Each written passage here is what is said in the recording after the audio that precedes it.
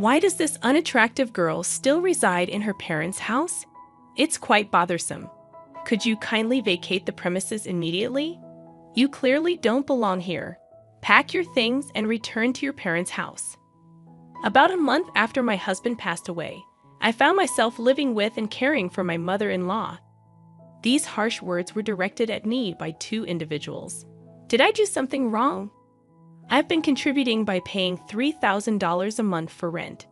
However, if they view me as a nuisance, I'll leave the house as they wish. A month later, an apology came from my mother-in-law, tears streaming down her face. But apologies alone won't resolve the issue. I decided to share a surprising fact with her. It had been a year since I married her son, and we have been living in their house. My husband and I shared a love for camping and outdoor activities, quickly bonding and leading to our marriage. Now I was taking care of my mother-in-law, who had been alone since my father-in-law's passing. Her initial animosity turned into gratitude, and we built a genuine parent-child bond. My husband and I had a decent income, and we were giving her $3,000 a month as rent. Despite this, financial troubles arose. My sister-in-law, who didn't live with us, began making frequent demands for money. I intervened when she asked for financial help, suggesting ways to cut expenses instead. My husband, realizing the need for his sister to become more self-reliant, firmly advised her to stop depending on their parents. This created a rift, but my sister-in-law reluctantly changed her behavior regarding money matters. Since my father-in-law's passing, my mother-in-law had been more lenient with money, often granting her children's requests. However, it became apparent that my sister-in-law was exploiting this generosity, demanding larger sums of money. Taking charge of the family's finances, my husband managed the situation. One day, as I went to work, he wasn't feeling well and had gone to the hospital in the morning. At first, I believed it was just a common cold, but during lunch, my husband called, revealing that it wasn't just a cold.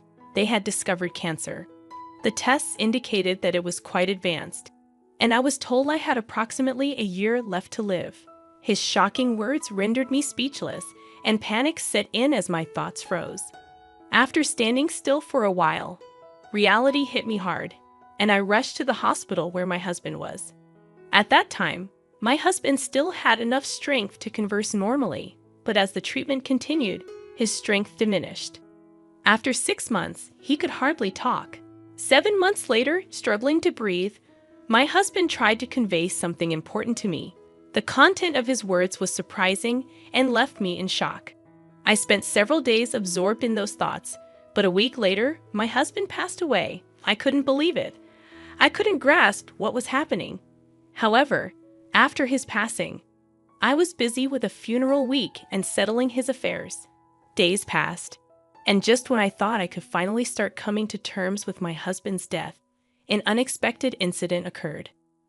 I have something to talk about. Is now a good time? My sister-in-law asked. Of course. What would you like to talk about?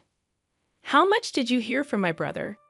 Actually, I heard that a spot opened up in a very popular nursing home that's hard to get into. Why don't we consider admitting Mom there? My brother is no longer here, and taking care of that old lady must be a hassle for you, right? My sister-in-law's smirk about this topic made my heart clench. To bring up such a topic right after my husband's death, but looking into her eyes, I could tell she was serious. This house is too big for just that old woman. Don't you think it's a waste if my family and I live here? You can live alone without any worries. I think it's the best choice for everyone. While my sister-in-law didn't say it explicitly, her remarks gave the impression that she had been eagerly awaiting my husband's death. The way she trivialized my husband's death and her disdainful attitude towards my mother-in-law, I couldn't tolerate it anymore. I appreciate your suggestion, but I have no intention of doing such a thing. I plan to continue living with my mother-in-law, taking my husband's place. When I firmly declined, my sister-in-law left the house in a bad mood. Originally, it seemed she viewed my mother-in-law as a convenient source of money, so her attitude was not surprising. However, I was honestly shocked by her blatant actions. Nonetheless, I had no intention of letting my sister-in-law have her way, nor did I plan to put my mother-in-law in a nursing home. But an event a week later shook my resolve. Upon returning from work, I found my mother-in-law glaring at me angrily, and my sister-in-law smirking beside her. "I'm disappointed in you. I want you to leave this house. How dare you plan to put someone in a nursing home without consulting? What are you trying to do, take over the house?" "No, that's not my intention." "What do you mean? Why don't you just be honest? It was your proposal, wasn't it? You said to put Mom in a nursing home and sell this family home, and suggested we split the sale proceeds, didn't you?" "I never said such a thing." Shocked by this unexpected betrayal, I struggled to speak, but managed to express my thoughts. I was genuinely taken aback, completely unprepared for such forceful tactics just because things weren't going her way. The pain and sadness enveloped me as my mother-in-law looked down on me as if I were worthless. "I don't consider you family anymore. Please leave this house right now," she shouted at me with rage on her face. It seemed my mother-in-law had no intention of listening to me. "Understood. If that's what you want, I'll leave as you wish," I responded. Perhaps my sister-in-law had influenced her, but this was a clear betrayal for me, as I had decided to continue caring for my mother-in-law in place of my husband. I quickly packed my things and decided to return to my parents' home. I needed to find a new place to live and had a lot to do, but being kicked out by my mother-in-law deeply hurt me, so I decided to rest at my parents' home for a while. About a month later, my sister-in-law accused me of withdrawing money from our parents' account without permission. "Is that you? You withdrew money from our parents' account without permission, didn't you? Why is there not a single dollar left in the account?" "Don't say such ridiculous things. Are you calling me a thief now?" "Pretending you don't know. If you keep doing this, I'll get the police involved. Come to our parents' house right now." After saying this, my sister-in-law abruptly hung up the phone. Caught in someone's conspiracy and now being accused of theft, I had had enough. I had anticipated issues with the mortgage of the family home. There must still be several years of mortgage payments left unpaid. Honestly, I didn't have the time or energy to deal with my sister-in-law. I wanted to cut ties, but I had reasons why I couldn't. There was still a truth I had to reveal. With a heavy heart, I immediately headed to my in-laws' home. Just like the day I left, my mother-in-law glared at me, and my sister-in-law was there too, giving me the same look. Did he steal money from the house or withdraw it from the account? "I don't know, but give it back quickly. You both were working, right? So, there must be a significant balance, right?" "What are you talking about? There's nothing left of my father-in-law's inheritance. We've been covering all the living expenses and rent. Do you think the inheritance would cover everything?" "What, really?" My words left my sister-in-law looking at my mother-in-law in surprise. It was clear that there was an understanding between the two. My mother-in-law knew that we had been financially supporting the family home, but she probably thought that my father-in-law's inheritance was sufficient for a while. However, the actual situation was quite different. Maybe in this situation, isn't my mother-in-law the victim? Mother-in-law, it was your daughter who was misusing father-in-law's inheritance, wasn't it? At that moment, my mother-in-law's expression changed dramatically. There was an air of confusion, as if she couldn't grasp what I was saying. But I never lied to deceive others. The attitude of my sister-in-law made it clear that what I was saying was true. Her expression changed the moment the inheritance was mentioned, even though she had been glaring at me sharply before. "I've seen through the schemes you've been plotting and the misdeeds you've been committing. Actually, my husband revealed to me that since we started living together, he took over managing the household finances. He noticed a significant decrease in the inheritance supposed to be received by my mother-in-law, and he found it abnormal. Moreover, my sister-in-law's frequent and unusual financial requests seemed suspicious to him, so he confronted her. It turned out she had withdrawn cash from the inheritance without any permission. She was actually stealing." "Wait, is that true?" My sister-in-law stammered in confusion the moment I revealed the truth. My mother-in-law's anger immediately turned towards her. It seemed my mother-in-law hadn't realized the money was gradually decreasing, as she had been living modestly since my father-in-law's passing and never paid much attention to finances. My husband, being in accounting, was aware of even minor financial changes. This misdeed came to light when he confronted my sister-in-law. Yet, for my mother-in-law, her daughter remained precious, leading my husband to keep it a secret under the promise of repayment. The reason my husband sternly stopped her from borrowing money from my mother-in-law was because of this. I only learned about this a few days before my husband passed away. It was truly surprising, but it seems to be the truth. To steal someone else's money, even if they are family. What were you thinking? Can't you differentiate between what's right and what's wrong? My mother-in-law berated my sister-in-law. Stop making excuses, you thieving cat. Her face became increasingly red with anger, as if she was about to burst a blood vessel. Although not someone who clung to money, she had a strict moral compass, especially harsh on acts of malice and betrayal. Her decision to disown me, seeing my act of sending her to a nursing home as a betrayal, was also based on these values. These values applied not just to me, a non-blood relative, but also to her own daughter. However, I had more to reveal. Also, the large amount of money you got by betraying your family was used for gambling, right? Huh? Wait a minute.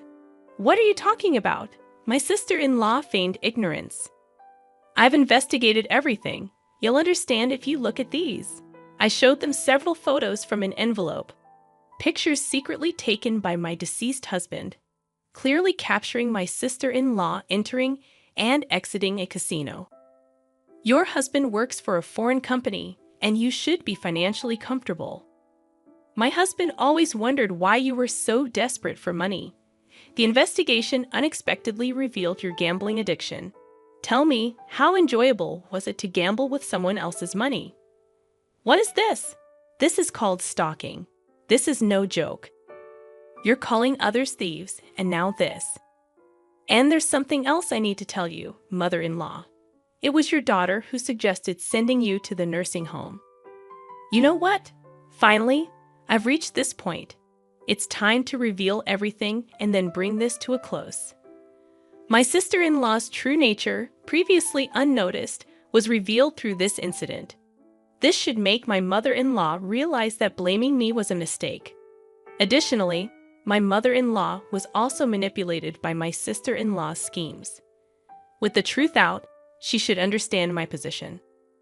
I'm not sure if this will be conclusive evidence, but I want you to see this, I said, presenting my mother-in-law with the text messages between me and my sister-in-law. The history showed my sister-in-law sending me numerous links and nursing home suggestions, serving as evidence of her scheming. Were you really planning to abandon your own mother? That's not it. It's all a misunderstanding. Please just listen to my side of the story. My sister-in-law pleaded. It seems you plan to kick my mother-in-law out and live here with your family, right? This house isn't that old. It's still perfectly livable. Who was it that was thinking only of themselves, trying to take everything? Can you think about it calmly for a moment? As I spoke, my mother-in-law seemed to grasp the situation. She then looked at me sadly, as if she knew what she did was wrong, and turned her angry voice towards my sister-in-law. How selfish can you be to repay kindness with betrayal after all this time thinking of you as family? How do you see me? Don't mock me. Wait, just listen. There's a huge reason for this. At that moment, a loud noise echoed from the hallway, and footsteps followed as my sister-in-law's husband entered the room. Sorry I'm late. Got caught in traffic. It's okay. Oh, mother-in-law, I hadn't told you yet, but I asked him to come. I left the house key open so he could enter any time. Surprised by the sudden appearance of my sister-in-law's husband, both were taken aback. I explained the situation, and they quickly understood this issue wasn't just between me and my mother-in-law. It also affected my sister-in-law's husband. My sister-in-law's husband could easily access his salary and savings, raising further suspicions as she had been embezzling my mother-in-law's money. I had spoken to him in advance and arranged for him to hear the conversation via phone. I've been listening from the start. Enough with the excuses. Just admit your mistakes already. That's despicable. But what you've done is a serious crime. I was shocked when I checked the bank account earlier. It was a big mistake to let you manage our finances. The atmosphere froze in an eerie silence due to the incredible anger of my sister-in-law's husband. Having said all I wanted to say, I decided not to intervene further and just silently watched my sister-in-law's husband lecture her. His reprimands were so intense that it made me tremble just watching, but I didn't feel bad for her at all. I only thought about ensuring she repays the money, and that she shouldn't assume this would be the end of it. The lecturing continued for a while, and eventually, she knelt down to apologize to both me and my mother-in-law before leaving. According to my sister-in-law's husband, he had left the management of their household finances entirely to her, thinking they were saving and increasing their savings by cutting back on expenses. However, it turned out she was gambling away all the money saved.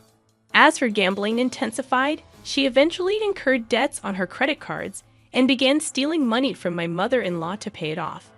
The total amount she owes from various sources is now more than what she has stolen from her husband and mother-in-law. Her husband, upon learning about this, decided to divorce her but plans to make her work to repay the full amount for the money she stole and the child support she misused.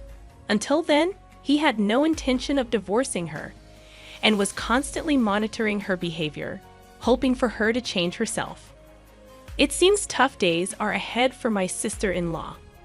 Later, my mother-in-law apologized to me for the misunderstanding, and we still meet for tea about once a month. Now that my husband has passed away, I want to maintain a good relationship with her, the mother who gave birth to him, and support her to the end.